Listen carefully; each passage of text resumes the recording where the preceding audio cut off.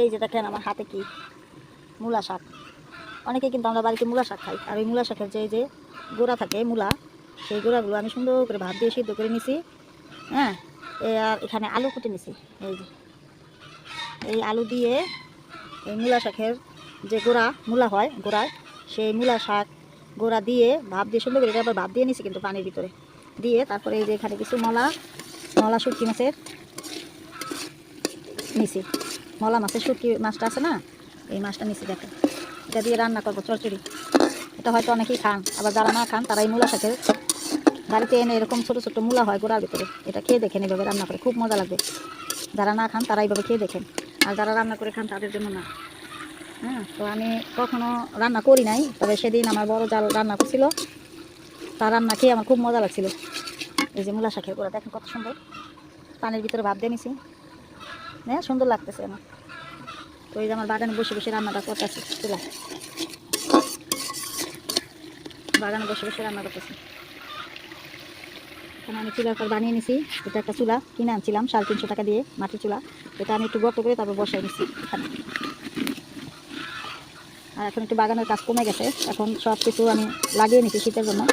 এখন শুধু পানি দিলেই আমার হবে বাগানে, ঠিক মতো টাইম মতো একটু পানি দিয়ে দিলেই আমার সব গাছপালা লাগানো শেষ, খাবার দেওয়া শেষ। গাছে কিছু কিছু গাছ আছে, এগুলোর একটু যত্ন ওটা একটু করবো, আর সেটা আপনাদের সঙ্গে শেয়ার করবো।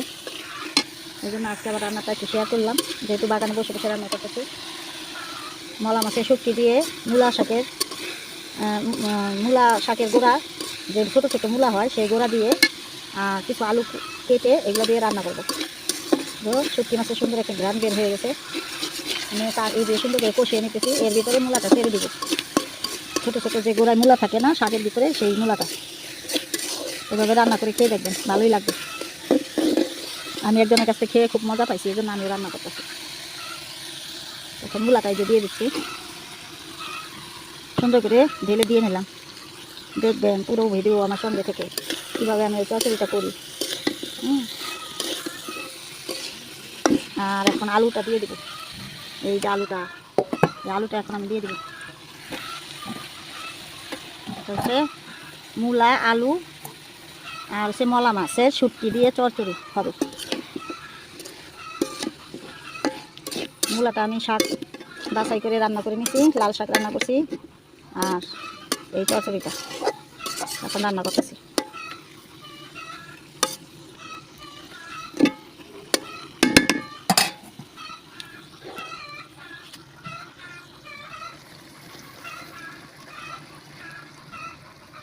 আর এই যে দেখেন আমার শাক পাতা, এটা হচ্ছে পালং শাক, দেখেন কত সুন্দরভাবে জ্বালিয়ে গেছে, অনেক সুন্দর। দেখেন সস পাতা আমি গ্রো ব্যাগে বসিয়েছি। এই যে দেখেন আমার মূলা শাক। হ্যাঁ, আর এই দেখেন আমার বেগুন গাছটা কতটা গ্রোথ নিয়ে উঠে গেছে। বাগানে বসে বসে রান্না করতেছি আর আপনাদের সাথে ভিডিও করতেছি। আর এখানে লাল শাক কিছু ফেলেছিলাম, সেগুলোর বিচি উঠে গেছে। এই যে আমার কত সুন্দর পেঁয়াজ পাতা, দেখেন কত সুন্দর গ্রোথ নিয়ে, প্রত্যেকটা পেঁয়াজ পাতা কত মোটা, একটু দেখেন ভালো করে দেখেন, দেখছেন। মাটি ভালো হলে সব কিছু ভালো হয়, এই জন্যই আপনাদের বলি। তো এই যে পুঁই শাক গাছও জ্বালিয়ে যাচ্ছে, মরিচ চারা দেখছেন এখানে ফাঙ্গিসাইড দিয়ে নিছি কিছু, যাতে করে আমার পাতাগুলা না খেয়ে নেয়। এই যে গ্রো ব্যাগটা করছি। হ্যাঁ, রান্নার পাশাপাশি একটু আপনাদের বাগানটাও দেখাচ্ছি আমি কী করছি। দেখছেন কি সুন্দর করে মাটি বানাইছি, মাটিটা হবে একবারে ঝুরঝুরা, দেখেন হাত ধরলে কত সুন্দর, কোনো চাপ লাগবে না। এই হচ্ছে আমার চুলার পার, এখানে বসে বসে এখন রান্না করতেছি। তবে আমি গ্যাসেই রান্না করি বেশিরভাগটা, তবে মাঝে মাঝে চুলার পার রান্না করি, যেহেতু এখন শীতের দিন, কোনো ম্যাগ বৃষ্টি নাই। চুলার পারে বসে বসে বাগানে বসে বসে চুলার পারে রান্না করতে খুব ভালো লাগে। বাগান যারা করে তারা তো বাগান ছেড়ে যেতেই মন চায় না, শুধু মনে চায় রাত দিন বাগানে বসে থাকি। মানে একটু এটা নেড়ে দিই, দেখি কী অবস্থা। তো আমার টিপসগুলো জানতে হলে আমার সঙ্গে থেকে সবসময় আমার গাছের ভিডিওগুলো দেখবেন, আপনারাও কিছু না কিছু এখান থেকে শিখতে পারবেন।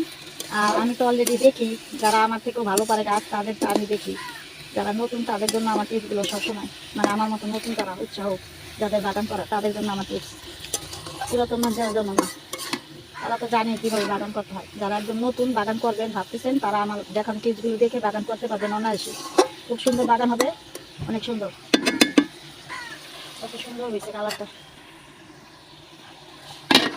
আর এগুলা কিন্তু আমার গাছের, আমাদের বড় বড় গাছ আছে, সেখান থেকে গাছ লাগিয়ে, হ্যাঁ, মানুষ দিয়ে গাছ কাটিয়ে তারপর নিজে বছরের পর বছর খড়ি বানিয়ে রাখি। আমাদেরই গাছ, আমাদের খড়ি কিনতে হয় না, আমাদের গাছ থেকেই আমরা খড়ি লাকি সারা বছরের জন্য রেখে দিই। তো এই হলো আজকে টিপস।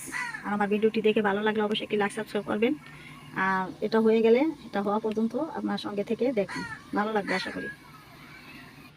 আর এই যে শীতের জন্য কিছু কাদা গাছ নিয়ে আসছি নার্সারি থেকে, এগুলো ওয়ান টাইম, এই শুধু শীতের মধ্যেই হয়, এই জন্য এই গাছটা বাড়িতে করা যায় না। এই যে কিছু কাদা গাছ নিয়ে আসছি, এত সুন্দর দেখছেন ফুল ফুটছে। তো এগুলো সৌন্দর্যের জন্য বাড়িতে নিয়ে আসছি।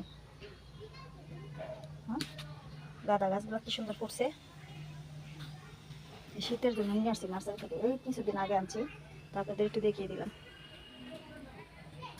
অনেকের গাছে এই দেখা যায় বিচি ফেলানোর পরে যখন চারাটা উঠে, তখন ওই চারার গোড়ায় নাকি হয়, মানে একটা গোড়া পচা রোগ হয়। এটা হবে না। এই যে চুলার ছাইটা দিয়ে নেবেন মাটিতে, আর একদম শুকনো করে নেবেন মাটিটা, ভালো করে শুকিয়ে নেবেন। হ্যাঁ, একটু ছাই দিবেন, তারপরে ছাইটা দিবেন। আর ঘরে কিচেন কম্পোস্ট করা না থাকলে পুরোনো যে শুকনো উঠটা আছে সেটা সংরক্ষণ করে নেবেন। হ্যাঁ, ভার্মি কম্পোস্ট না থাকলে সমস্যা তাতেও নেই। আপনারা কিছু পাতা, শুকনো পাতা ঝাড়ু দিয়ে 2-3 দিন রোদে শুকিয়ে সেই পাতাটা একদম ভালো করে একটা মশমশা করে ভেঙে তারপর মাটির সাথে দিয়ে দিবেন। যদি ভার্মি কম্পোস্ট আর পুরোনো গোবরটা না থাকে, তারপরে মাটিটা সুন্দর করে মিশিয়ে একটু হালকা একটু ছাই দিবেন, 1 মুঠ ছাই দিয়ে তারপরে আপনারা বিচিটা লাগিয়ে দিবেন। দেখবেন আপনাদের গাছটা উঠবে ঠিকই, কিন্তু কখনো গোড়া পচা রোগ হবে না। আর পানিটা সুন্দর মতো দিবেন, একদম পানি দিয়ে রাখবেন না, যখন প্রয়োজন হবে একটু হাত দিয়ে চিটি দিবেন। দেখুন আপনাদের সবগুলো চারা বসে যাবে, আর গোড়া পচা রোগ হবে না, কোনো ধরনের ছত্রাক ব্যাকটেরিয়া লাগবে না মাটিতে। এভাবে করে গাছ করে নেবেন আমার মতো। এই যে আমার দেখেন কি সুন্দর হয়ে গেছে। হ্যাঁ, তা খেতে অসাধারণ লাগবে। এরকম মূলো শাক, তারপরে লাল শাক, এগুলো যদি বাড়িতে বসে বসে এরকম মাছ দিয়ে রান্না করেন, নিজে করেন, সেখান থেকে তুলে তুলে এনে রান্না করেন এরকম মাছ দিয়ে, খেতে আরও মজা। এই হলো আমার আজকে টিপস। আমার এটা হয়ে গেছে, এখন আমি নামিয়ে নিব। তো ভালো থাকবেন সবাই, আসসালামু আলাইকুম। আমার জন্য দোয়া করবেন, সবসময় আপনাদের আমি এরকম ভিডিও দিয়ে যাব। আর একটি কথা, আমার বাগানের ভিডিওগুলো দেখতে হলে আমার চ্যানেলটা একটু ঘুরে আসবেন, মাটির সম্পর্কে জানতে হলে আমার চ্যানেলটা একটু ঘুরে আসবেন। আর পুরোনো শুকনো পাতা, পাতা পচা শাক, কিচেন কম্পোস্ট, তরল শাক, সবজি কষার পানি, এই সমস্ত কিছু ভিডিও আমি দিয়ে থাকি আমার চ্যানেলে।